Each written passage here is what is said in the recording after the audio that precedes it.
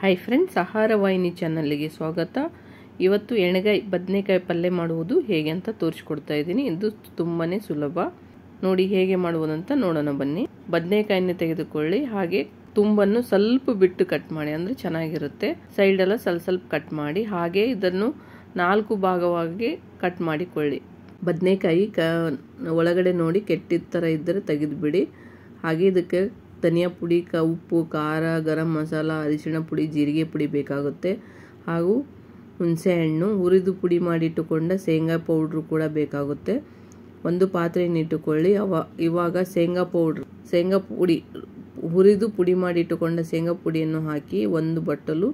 ಹಾಗೆ ಧನಿಯಾ ಪುಡಿ 1 table spoon, ಉಪ್ಪು ರುಚಿಗೆ ತಕ್ಕಷ್ಟು 1/4 table spoon, garam masala 1/4 table spoon, ಖಾರದ ಪುಡಿ 1 ಟೇಬಲ್ ಚಮಚ ಅಥವಾ ಜಾಸ್ತಿ ಬೇಕಂದರೆ ಜಾಸ್ತಿ ಕೂಡ ಹಾಕಿಕೊಳ್ಳಿ.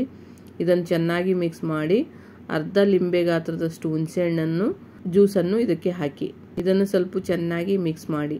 ನೋಡಿ, ಈ ಥರದಲ್ಲಿ ಚೆನ್ನಾಗಿ ಮಿಕ್ಸ್ ಮಾಡಿ. ಜಾಸ್ತಿ ನೀರಿನ ಅಂಶ ಇರಬಾರ್ದು, ಈ ಥರದಲ್ಲಿ ಇರಬೇಕು.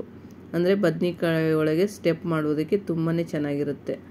ನೋಡಿ, ಈ ಥರದಲ್ಲಿ ಬದನೆಕಾಯಲ್ಲಿ ನಾವು ಮಿಕ್ಸ್ ಮಾಡಿಟ್ಟುಕೊಂಡ ಮಸಾಲವನ್ನು ಒಂದೊಂದು ಬದನೆಕಾಯಲ್ಲಿ ಈ ಥರದಲ್ಲಿ ಸ್ಟೆಪ್ ಮಾಡಿ.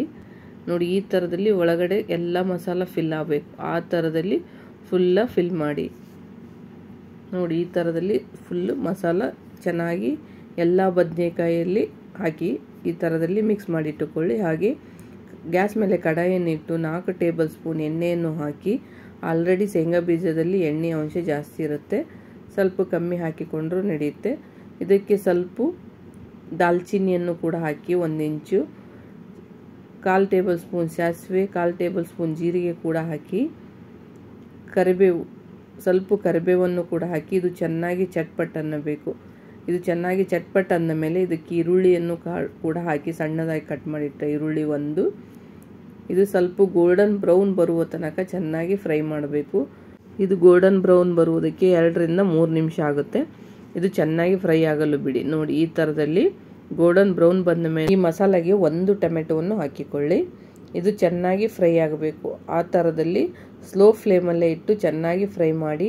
ನೋಡಿ, ಇದು ಎಣ್ಣೆ ಬಿಟ್ಟ ಮೇಲೆ ಇದಕ್ಕೆ ನಾವು ಮಿಕ್ಸ್ ಮಾಡಿ ಇಟ್ಟುಕೊಂಡ ಬದನೆಕಾಯನ್ನು ಹಾಕಿ. ಈ ಬದನೆಕಾಯನ್ನು ಹಾಕಿ ಚೆನ್ನಾಗಿ ಮಿಕ್ಸ್ ಮಾಡಿಕೊಳ್ಳಿ. ತಳ ಅಂಟದ ಹಾಗೆ ಮಿಕ್ಸ್ ಮಾಡ್ತಾ ಇರಬೇಕು.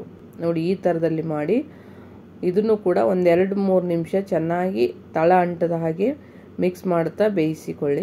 ನೋಡಿ, ಹೀಗೆ ಚೆನ್ನಾಗಿ ಮಿಕ್ಸ್ ಮಾಡ್ತಾ ಇರಬೇಕು. ಇದು ತುಂಬಾ ಹೆಲ್ತಿಗೆ ತುಂಬಾ ಒಳ್ಳೆಯದು ಫ್ರೆಂಡ್ಸ್. ಬದನೆಕಾಯಿ ಪಲ್ಯ ಯಾರಿಗೂ ಇಷ್ಟ ಆಗಲ್ಲ, ಎಲ್ಲರಿಗೂ ಇಷ್ಟ ಆಗುತ್ತೆ. ಶೇಂಗಾ ಬೀಜ ತಿಂದರೆ ತುಂಬಾ ಒಳ್ಳೆಯದು. ಇದಕ್ಕೆ ಸ್ವಲ್ಪ ಅರ್ಧ ಗ್ಲಾಸಿನಷ್ಟು ನೀರನ್ನು ಹಾಕಿ ಇದನ್ನು ಕೂಡ ಚೆನ್ನಾಗಿ ಮಿಕ್ಸ್ ಮಾಡಿಕೊಳ್ಳಬೇಕು. ನೋಡಿ, ಈ ಥರದಲ್ಲಿ ಚೆನ್ನಾಗಿ ಮಿಕ್ಸ್ ಮಾಡಿ.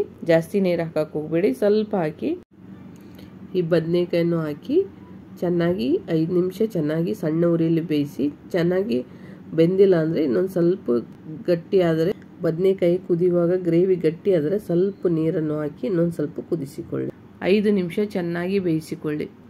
ನೋಡಿ, ಈ ಥರದಲ್ಲಿ ಚೆನ್ನಾಗಿ ಬೇಯಬೇಕು. ಆದರೆ ನೀವು ಸ್ವಲ್ಪ ಕ್ಯಾಪ್ ತೆಗೆದು ಅವಾಗವಾಗ ಚೆನ್ನಾಗಿ ಮಿಕ್ಸ್ ಮಾಡ್ತಾ ಇರಬೇಕು. ಇಲ್ಲಾಂದರೆ ಶೇಂಗಾ ಬೀಜ ಹಾಕಿರುವುದರಿಂದ ಕೆಳಗಡೆ ತಳ ಅಂಟುತ್ತೆ. ಸ್ಮೆಲ್ ಬಂದರೆ ಎಣ್ಣೆ ಬದನೆಕಾಯಿ ಪಲ್ಯ ಸ್ಮೆಲ್ ಆಗುತ್ತೆ, ಚೆನ್ನಾಗಿ ಬರೋಲ್ಲ. ನೋಡಿ, ಈ ಥರದಲ್ಲಿ ಎಣ್ಣೆ ಬಿಡಬೇಕು. ಆ ಥರದಲ್ಲಿ ಚೆನ್ನಾಗಿ ಕುದಿಯಲು ಬಿಡಿ.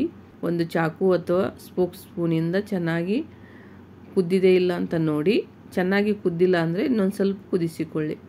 ನೋಡಿ, ಇವಾಗ ಎಣ್ಗಾಯಿ ಬದನೆಕಾಯಿ ರೆಡಿಯಾಗಿದೆ. ಇದಕ್ಕೆ ನೀವು ಎಷ್ಟು ಕೊತ್ತಂಬರಿ ಸೊಪ್ಪು ಹಾಕ್ತಿರೋ ಅಷ್ಟು ಸ್ಮೆಲ್ಲು ಟೇಸ್ಟು ಕೂಡ ಚೆನ್ನಾಗಿರುತ್ತೆ. ನೋಡಿ, ಈ ಥರದಲ್ಲಿ ಚೆನ್ನಾಗಿ ಮಿಕ್ಸ್ ಮಾಡಿಟ್ಟುಕೊಳ್ಳಿ ಫ್ರೆಂಡ್ಸ್.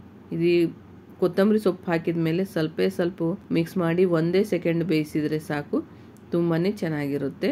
ಈ ಎಣ್ಗಾಯಿ ಬದನೆಕಾಯಿ ಸೈಡ್ ಡಿಶ್ ಆಗಿ ಚಪಾತಿ, ರೋಟಿ, ರೈಸಿಗೆ ತುಂಬಾ ಚೆನ್ನಾಗಿರುತ್ತೆ. ಕಾಂಬಿನೇಷನು ಚೆನ್ನಾಗಿರುತ್ತೆ. ಹಾಗೂ ಅಕ್ಕಿ ರೊಟ್ಟಿಗಂತೂ ಇನ್ನೂ ಪಕ್ಕಾ ಕಾಂಬಿನೇಷನ್ ಚೆನ್ನಾಗಿರುತ್ತೆ. ಇನ್ನೂ ನನ್ನ ಚಾನಲ್ಗೆ ಸಬ್ಸ್ಕ್ರೈಬ್ ಆಗಿಲ್ಲ ಅಂದರೆ ಸಬ್ಸ್ಕ್ರೈಬ್ ಮಾಡ್ಕೊಳ್ಳಿ, ಶೇರ್ ಮಾಡಿ, ಲೈಕ್ ಮಾಡಿ, ಬೆಲ್ ಐಕಾನ್ ಒತ್ತಿದ್ರೆ ನೋಟಿಫಿಕೇಶನ್ ನಿಮಗೆ ಬರುತ್ತೆ. Thank you to all friends.